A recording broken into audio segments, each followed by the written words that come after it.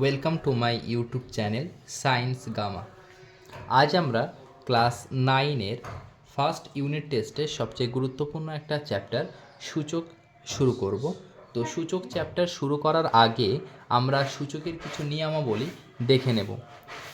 বলছে যদি সূচকের 1 নম্বর সূত্র বা নিয়মাবলী বলা যায়, 1 নম্বরে আছে যে যদি x to the power m আর x to the power n গুণ হিসাবে থাকে তবে কি হবে না, তাদের মাথার যে পাওয়ারগুলো যোগ হবে।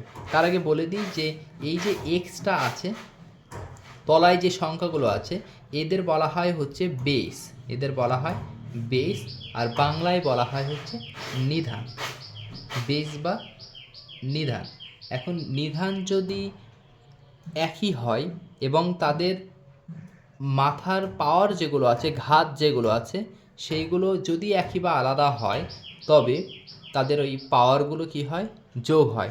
এক্সাম্পল হিসেবে বলা যেতে পারে, ধরো 2-এর মাথায় আছে 7 আর একটা 2-এর মাথায় আছে হচ্ছে 5, তাহলে দুটো জিনিস গুণ হিসাবে আছে এবং দেখা যাচ্ছে তলায় যে দুটো জিনিস আছে এরা হচ্ছে নিধান বা বেস। তো বেস যেহেতু একই, তাহলে কিভাবে লিখব, যে একটা বেস লিখব নিধান, আর মাথার পাওয়ারগুলো যোগ হবে 7 plus 5, ultimately 2 to the power 12, এইভাবে। আবার যদি x to the power m আর x to the power n ভাগ হিসাবে থাকে, অর্থাৎ নিধান একই কিন্তু নিধানের মাথায় পাওয়ার আছে এবং যদি ভাগ হিসাবে তারা থাকে তবে কি হয়, তবে তাদের ঘাত বিয়োগ হয়। এক্সাম্পল হিসাবে লিখতে পারি যে ধরো 2-এর মাথায় আছে হচ্ছে 7, ভাগ আছে 2-এর মাথায় 5, এক্ষেত্রে তাহলে কী হবে, আমরা লিখতে পারবো যেহেতু নিধান একই, এদের নিধান একই, তাহলে পাওয়ার কি হবে, বড়টা থেকে ছোটোটা বিয়োগ হবে। তাহলে এখানে আমরা পেলাম 2 টু দি পাওয়ার 2। 3 নম্বরে x to the power m n, যদি কোনো একটা নিধানের মাথায় পাওয়ার আছে এবং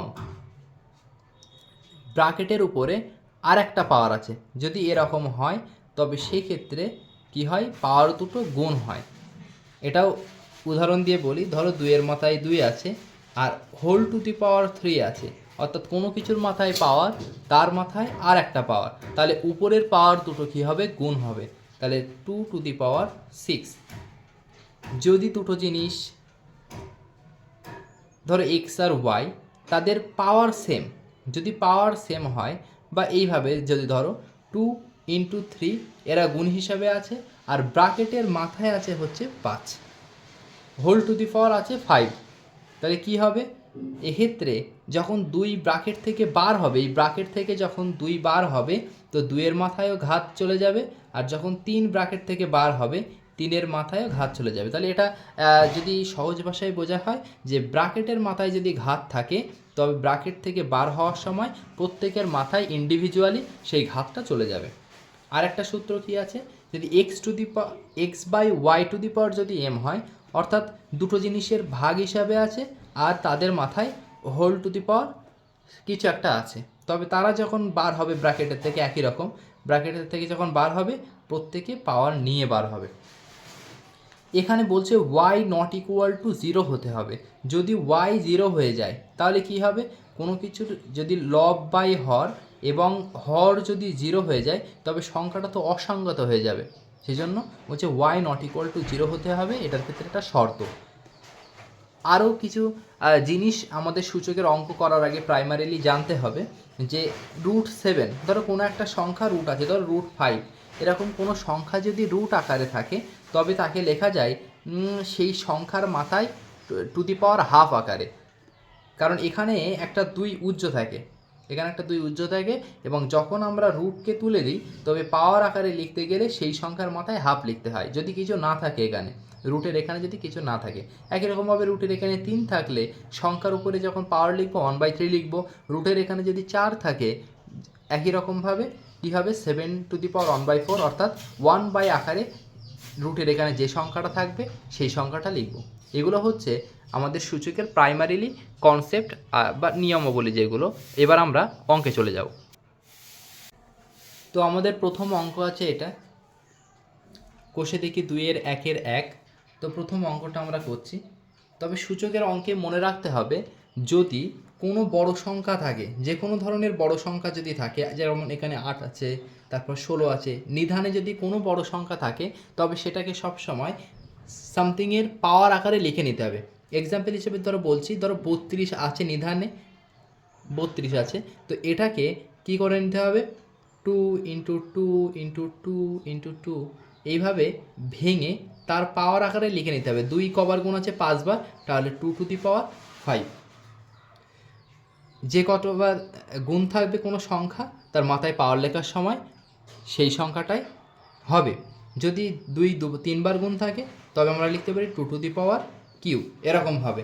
তাহলে আমরা কি করব, যে কোনো ধরনের নিধান যদি অনেক বড় সংখ্যা হয় তবে সেটাকে সবসময় ঘাতে উন্নীত করে নেব।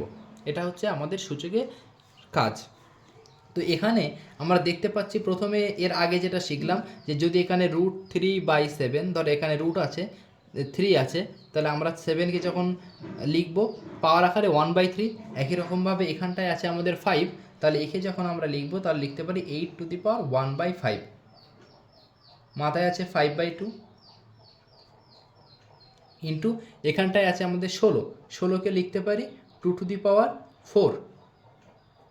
একই রকমভাবে এই যে 16টাকে এরকমভাবে ভেঙে নিলাম। 16 মানে কি, 2 ইন্টু 2 ইন্টু 2 ইন্টু 2, তাহলে এইভাবে লিখতে পারি যে 2 টু দি পাওয়ার 4, তার মাথায় আছে -3/2। এবার এখান থেকে আমরা পাচ্ছি যে একটা সূত্র শিখেছি আমরা, x to the power m whole to the power n যদি থাকে, অর্থাৎ কোনো একটার মাথায় পাওয়ার এবং ব্র্যাকেটের মাথায় আবার পাওয়ার আছে, তবে কি হয় ওই পাওয়ার দুটো এম আর এন গুণ হয়, এম এন হয়। এখানেও কি আছে, 8-এর মাথায় 1/5 আছে এবং 1/5-এর পাওয়ার হিসাবে আবার 5/2 আছে ব্র্যাকেটের উপরে, তাহলে এই দুটো পাওয়ার গুণ হবে। তাহলে এইভাবে লিখতে পারি 8 টু দি পাওয়ার 1/5 ইন্টু 5/2, পাওয়ার দুটো গুণ হলো। একই রকমভাবে 2-এর পাওয়ার 4 আর 4-এর মাথায় আবার পাওয়ার আছে -3/2, তাহলে এই দুটো পাওয়ার গুণ হবে। তলায় যেটা আছে সেটা তো নিধান, সেটা তো গুণ হবে না, তাহলে এখান থেকে পাচ্ছি 2 টু দি পাওয়ার 4 ইন্টু -3/2। তাহলে এই 5 কাটছে, এখানে আমরা পাচ্ছি 8 two the power half into এখানটায় পাচ্ছি 2, এই 2 কাটছে 2 টু দি পাওয়ার -6। এবার দেখো এখানটায় 8 আছে, আমরা বলেছি নিধান যদি বড় সংখ্যা থাকে সবচেয়ে ছোট সংখ্যার ঘাতে উন্নীত করে নেবো। 8কে লেখা যায় 2 ইন্টু 2 ইন্টু 2, 2 দুগুণ 4, 4 দুগুণ 8, তার মানে 2-এর কিউব। তাহলে এখানে লিখে নিলাম 2-এর কিউব, তার মাথায় আছে হাফ ইন্টু 2-এর মাথায় -6, তাহলে এখানে 3 1-কে 3, তলায় আছে 2, তাহলে 2 টু দি পাওয়ার 3/2 ইন্টু 2 টু দি পাওয়ার -6।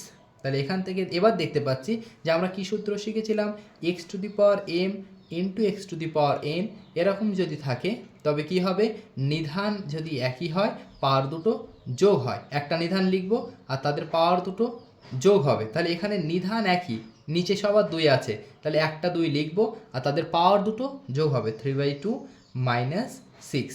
এখান থেকে পাবো 2, ওপরে যদি লসাগু করি এখানে একটা 1 আছে, 2 1-কে 2, এখানে 3 -2 1-কে 2, 6 2 12 ইকুয়াল টু 2 টু দি পাওয়ার -3-এর থেকে 12 বাদ দিলে হয় 9/2। এটাই হচ্ছে আমাদের অ্যান্সার। এর পরের ভিডিওতে আমরা 1-এর 2 1-এর 3 এইভাবে সূচকের সমস্ত অঙ্কগুলো একে একে সলভ করব।